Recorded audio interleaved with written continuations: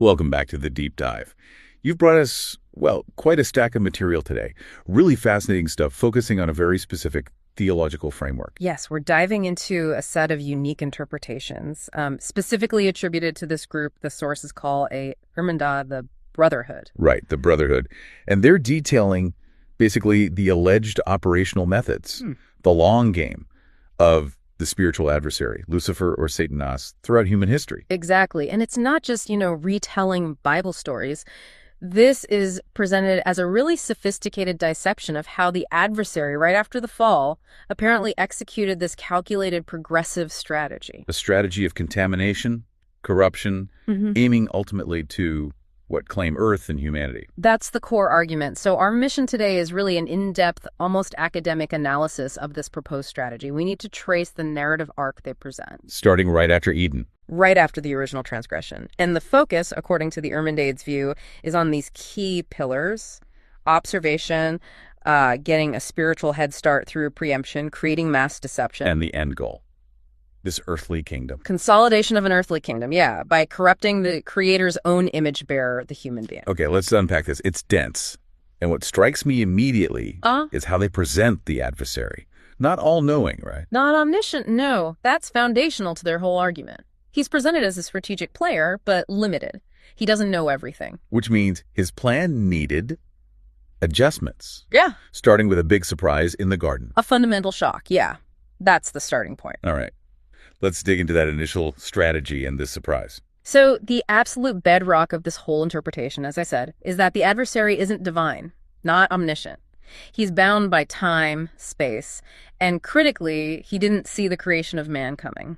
Because he'd already been, banished himself, right? For wanting to be like God, wanting adoration. Precisely. So encountering the human race, made in God's image and likeness, already there in Eden, the Brotherhood sources literally say it was a genuine surprise. That must have completely shifted his focus. Defeated, banished, and then boom, this new creation with a direct line to the Creator, something he craved. A huge shock, yes. But also, the source claims an immediate injection of hope for him. Seeing humanity reignited his primary goal, to be adored. He saw the human being as the key. So first step, corrupt them. Break that connection. That was the immediate aim. Corrupt this creation that had free access, this communion with the Father. If he could sever that link, well, his thinking was that everything else would become easier. Let's pin down that connection. You mentioned the source calls it the Elo. What exactly was that according to this material? How significant was its loss? The Elo. Yeah, it's described as this fundamental, direct, non-transferable link to the Father. It wasn't just like spiritual feelings. It was the Creator's essence within them. Allowing perfect communication. Right. Everything. Perfect communication, yes. But also perfect physical and spiritual symmetry, even longevity. When Adam and Eve sinned, they didn't just lose innocence, they shattered the Elo. An internal catastrophe, the source says. Exactly. It removed their primary spiritual defense, making the human soul vulnerable, a habitat, they call it. And the adversary moved right into that void. Which speaks to his strategic thinking, doesn't it? Targeted disruption to get the adoration he wanted. But what's really interesting is how quickly he apparently moved to set up competing worship structures. Proactively, yeah. Long before God formalized things with Israel. This is that idea of anticipating spiritual laws, the preemptive strike. How could he anticipate them? Well, this is where his previous existence, as a high-ranking angel, supposedly gave him this huge advantage. A head start, ganhara diantera, the term used. He knew the spiritual mechanics of the universe. He knew certain laws wouldn't change, whoever wrote them down first. That's the idea. He knew some spiritual laws were immutable. Okay, like what specific laws did the source say he leveraged right away? We need examples. The sources really zero in on three main ones. First, the law of exchange, the idea that worship involves giving something to get something, basically. Okay, an exchange. Second, the necessity of blood. He apparently knew that the spiritual realm often required sacrifice, often blood, to seal deals or appease powers. A principle God would later formalize, but he knew it inherently. Right. And the third? The power of ritual repetition. He understood that repeating rituals shapes people. It shapes memory, belief, the heart itself. So he didn't have to wait for Moses and the tabernacle rituals, the priesthood, the whole sacrificial system that came much, much later after Egypt. No need to wait. He allegedly just moved into the vacuum left by the broken Elo. Setting up his own ceremonies, rituals, offerings. Right away, capitalizing on that basic human impulse to connect with something bigger, especially after they'd lost the original connection. It was calculated, preemptive. If humans were going to sacrifice anyway. He'd make sure they were sacrificing to him, or his proxies, his demons, right from the get-go. Contaminating that spiritual impulse from the very start. It was, according to this view, a sophisticated long-term play based on his inside knowledge of spiritual laws. A way to compensate for not being all-knowing by acting decisively where the rules were fixed. But hang on, if he was so strategic, knew the laws, why didn't he just, I don't know, wipe humanity out then and there? Or maybe keep his influence more hidden? Good question. The source offers kind of two reasons. First, his main goal wasn't destruction, it was adoration. He wanted worshipers. Okay, so destruction doesn't get him worship. Right. And second, God apparently placed limits. The adversary could corrupt, tempt, influence, but not outright destroy the image of God without some form of permission or enabling choice by humans. So his first win, getting them kicked out of paradise, was big, but not total. It was a victory, yeah, but it seems it forced him into a phase of watching, observing. He needed to see how deep the damage went, how resilient this human spirit still was, even without the Elo. And the answer came pretty quickly, didn't it? With the first kids born outside the garden. Cain and Abel, that's the next critical phase. Okay, so after the fall, the spiritual death, the expulsion, the adversaries watching.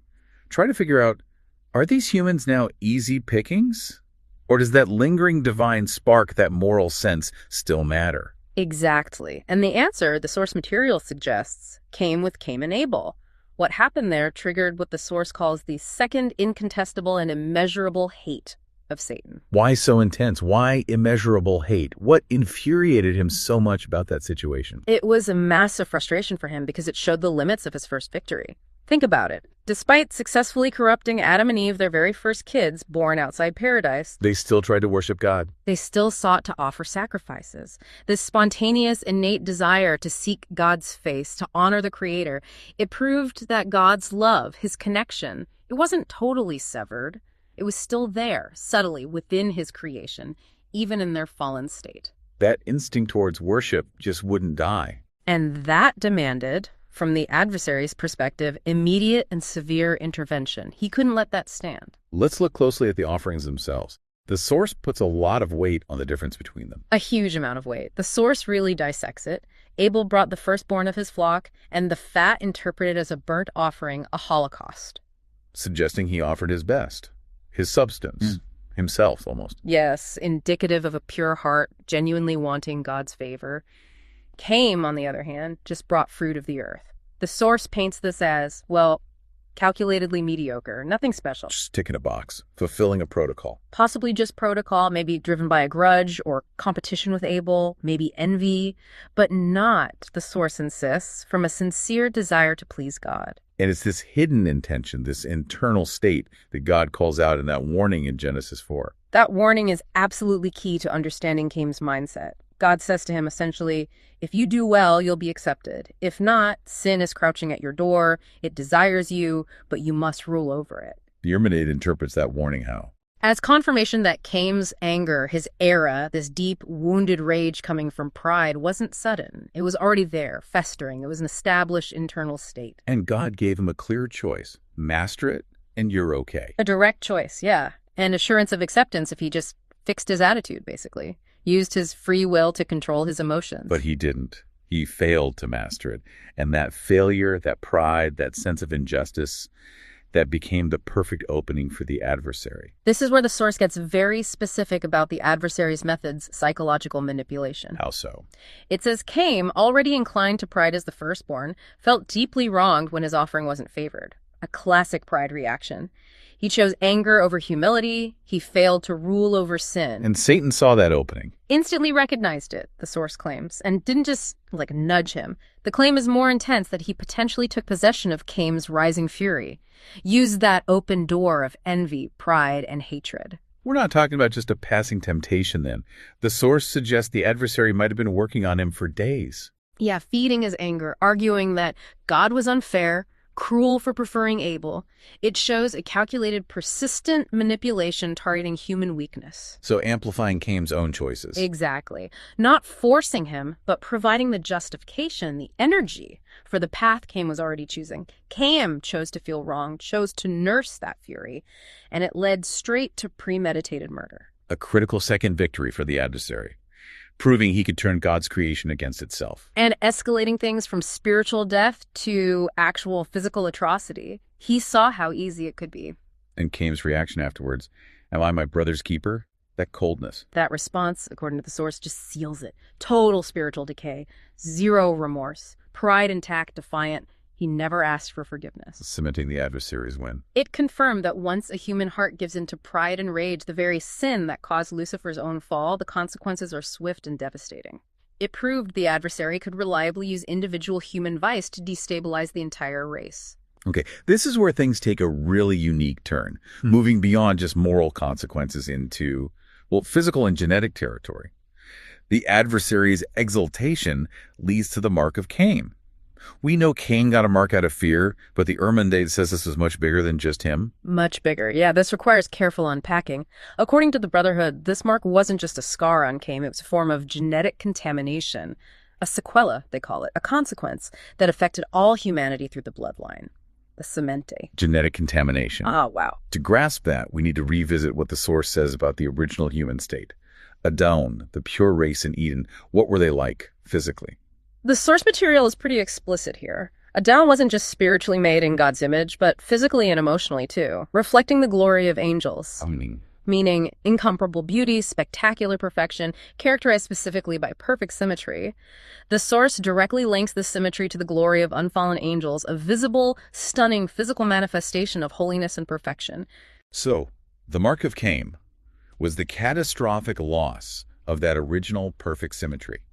A visible physical contamination on top of the spiritual and mental damage from the fall. That's precisely the argument. Cain, unrepentant, was metaphorically, maybe even literally, touched or contaminated by the adversary. The Irmandade argues he suffered the same kind of aesthetic degradation, the loss of perfect symmetry, that Lucifer and the fallen angels experienced. So the mark physically reflects the degraded state of the fallen angels themselves, imprinted onto human genetics. That's the interpretation. The physical mark reflects the spiritual fall, made manifest in the body. This completely reframes how we think about beauty then. The source explicitly connects this lost symmetry to what it calls the universal beauty standard, our historical obsession with symmetry in faces, bodies, seen in Greek art, Roman ideals, even modern Hollywood. Right. The idea is that our deep-seated human pursuit of symmetry is actually a subconscious echo, a dim memory of that original perfection lost in Eden and then further damaged by Cain. So when we find symmetry beautiful or awe-inspiring, we're instinctively responding to faint traces of the creator's original design, like the glory of an original angel.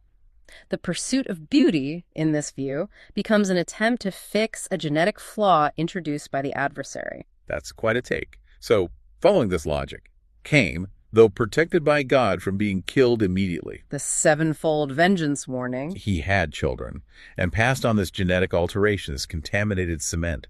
Because he was contaminated by the adversary, the murderer, from the beginning. And the source stresses it wasn't static. The contamination apparently worsened down his lineage, amplified by ongoing sin. Like with Lamech, Cain's descendant who bragged about killing people. Exactly. Lamech's boasting shows the violence, the degradation, the imperfection amplifying over generations. The mark of Cain in this interpretation became permanent, genetic, and progressive, leading to people becoming over time increasingly uglier, more prone to deformity, disease, reflecting the degraded state of the demons themselves. But wait, if it's universal and progressive, why don't we all look monstrous? The mark must be subtle in individuals, right? Right. And that leads to their really striking analogy. They suggest the mark is present in individuals, reflecting that internal duality, good and evil cohabiting. The mirror experiment thing. Yeah, the idea that if you isolate one side of your face in a mirror, one might look benevolent, the other harsher, reflecting that internal split.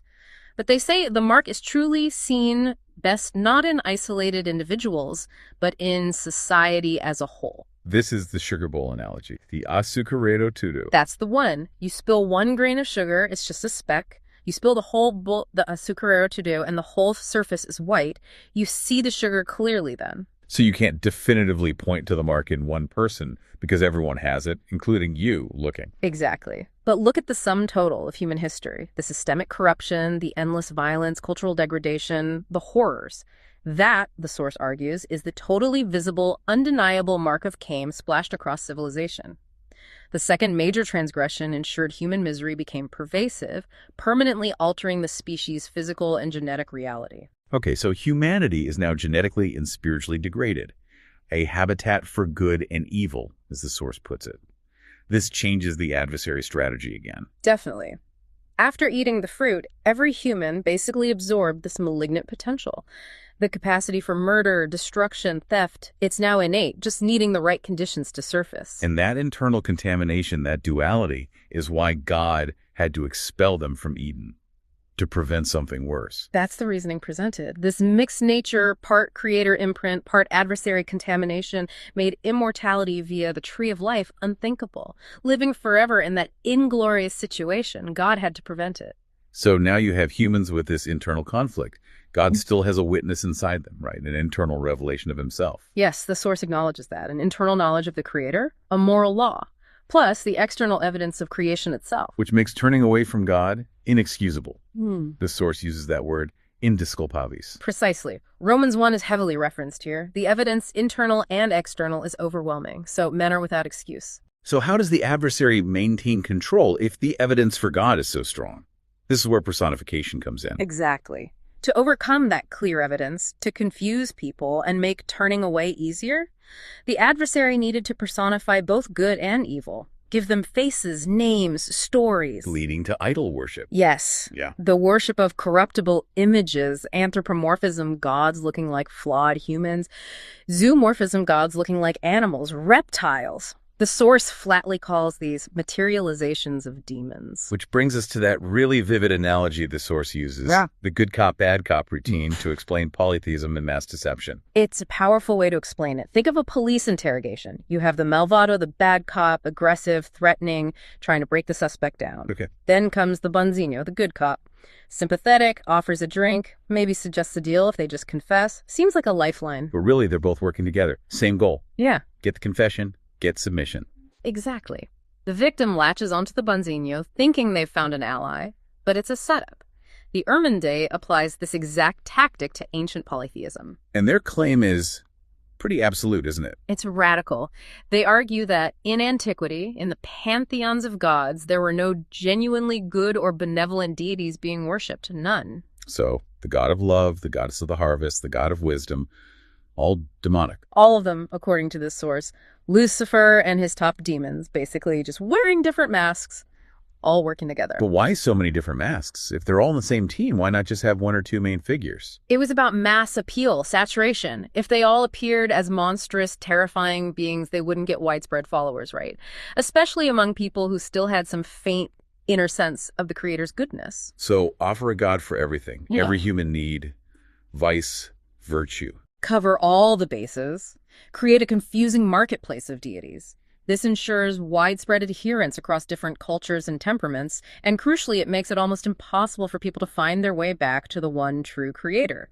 Replace monotheism with a bewildering, corrupting smorgasbord. A sophisticated deception, starting with that initial corruption, amplified by Cain's murder, leading eventually to the flood. But even after the flood, the strategy just adapts. It adapts and evolves. When complex societies, Mesopotamia, Babylon, Assyria, Greece reemerged, they provided the perfect stage for the next phase. And these societies were uniformly polytheistic. Across the board, cementing the groundwork laid earlier.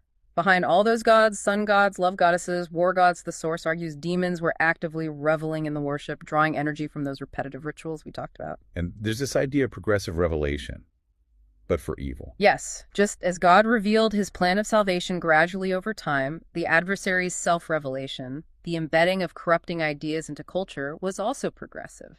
Slow erosion. How did that work? Undermining fundamental truths. A key tactic was undermining moral absolutes. The source points to ancient Babylon as an example. Their gods were often described as erratic, unpredictable, meo de lua, moody. Happy one minute, causing good, angry the next, causing disaster. Exactly. And this inconsistency, embedded in their understanding of the divine, subtly introduced relativism into human thought. The idea that good and evil aren't fixed absolutes defined by a supreme creator. But that they can reside in the same being, shifting with mood or circumstance. Right. It destabilized the moral foundation. If the gods themselves are morally ambiguous, then why should humans adhere to absolutes? And this philosophical shift had physical expressions, like the ziggurats. The Tower of Babel story comes to mind. Absolutely. The ziggurats, especially the massive one in Babylon, weren't just temples.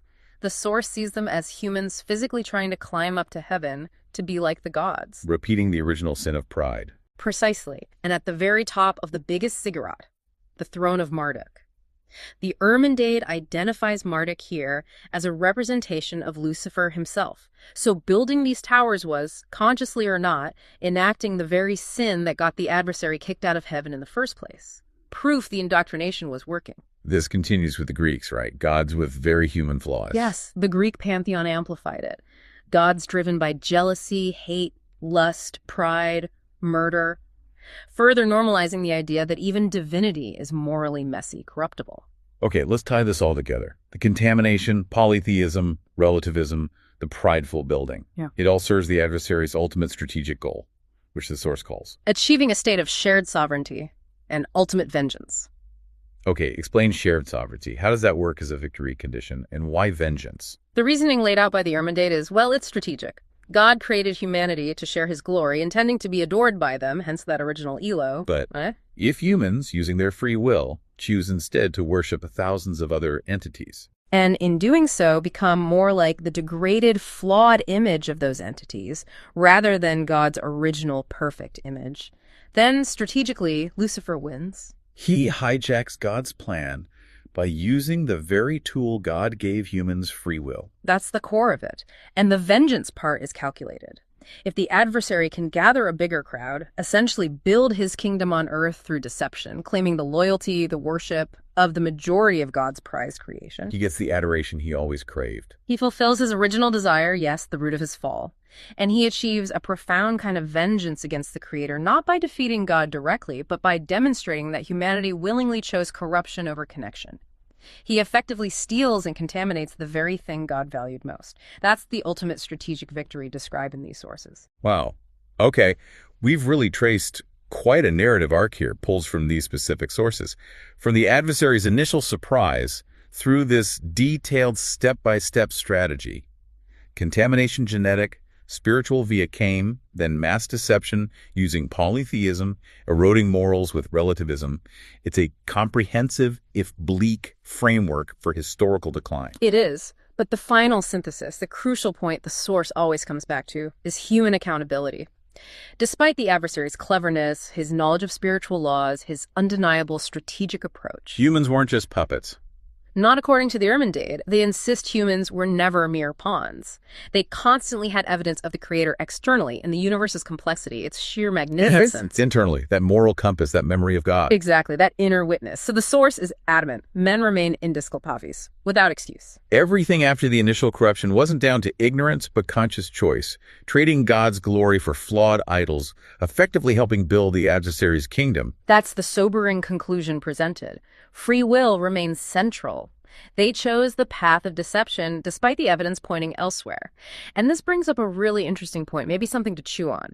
If the Irmindade is right, that Cain's failure led to this physical genetic decay, this loss of perfect symmetry we see reflected in societal ills, and even our modern obsession with physical perfection, what does that imply about the power of repentance? Because the source does mention God providing another path, right? Through Seth, Noah, eventually Israel. Exactly. The contamination wasn't necessarily the absolute final word. There was still a way forward offered. So if that core conflict remains personal pride, the Cain factor, versus external deception, how does our ongoing human fixation on regaining that lost perfect symmetry, whether through art, surgery, technology, how might that deep-seated sense of lack, that echo of the genetic mark, be something the adversary could still leverage today? To push us further towards his goal of shared sovereignty, perhaps, that's definitely something for you to think about, building on what we've unpacked from these unique sources today.